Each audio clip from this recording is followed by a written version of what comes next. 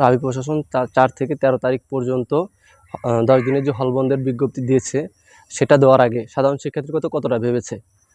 নিরাপত্তার নামে সাধারণ শিক্ষার্থীর একমাত্র মাথা গোঁজার ঠাঁই কেড়ে নেওয়া কতটা যৌক্তিক? হাবি-জাবি চবি প্রশাসন যদি তাদের হলগুলো খোলা রাখতে পারে, তাহলে রাবি কেন পারবে না? তাদের দুর্বলতা কোথায়? আবার ঈদের পরে যদি কোনো শিক্ষার্থী দ্রুত হলে ফিরতে চায়, সেক্ষেত্রেও তারা কোনো বিধান রাখেনি। নিরাপত্তার নামে তারা সাধারণ শিক্ষার্থীর অধিকার নিয়ে বারবার খেলছে। ঈদ উল আজহা উপলক্ষে ৯ দিনের হল বন্ধ দিল, এটা একদমই যৌক্তিক নয়। প্রথমত হচ্ছে ঈদ উল আজহা আমার ধর্মীয় উৎসবও নয়।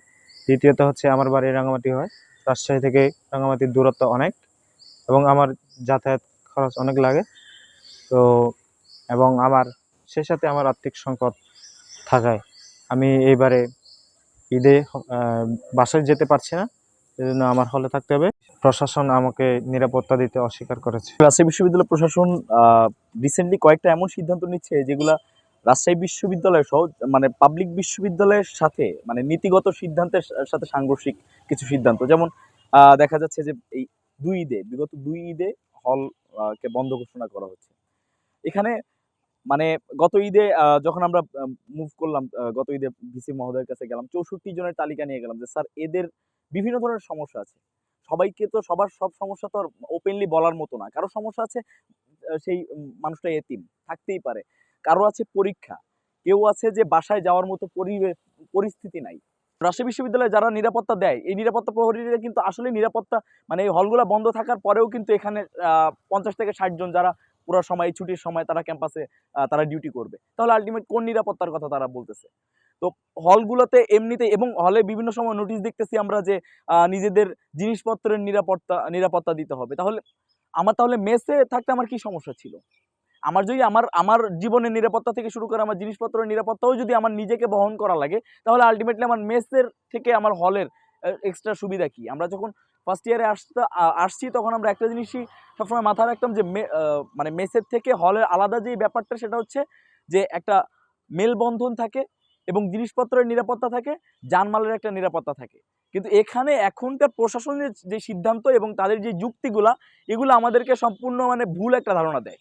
ঈদের সময়, পূজার সময়, এই সময়গুলোতে হল বন্ধ হবে কেন?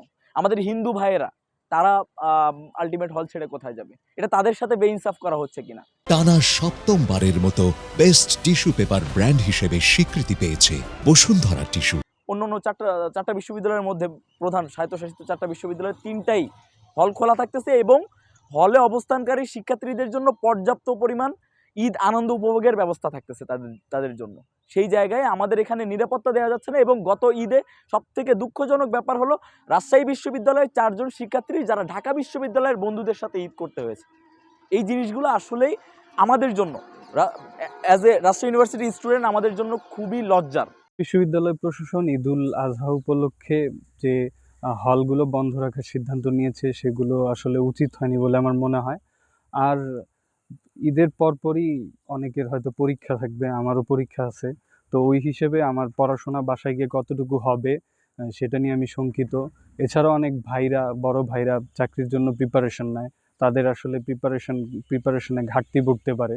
এছাড়াও দেশের অন্যান্য বিশ্ববিদ্যালয়গুলোর মানে যে হলগুলো সেগুলো বন্ধ রাখার সিদ্ধান্ত নেওয়া হয়নি।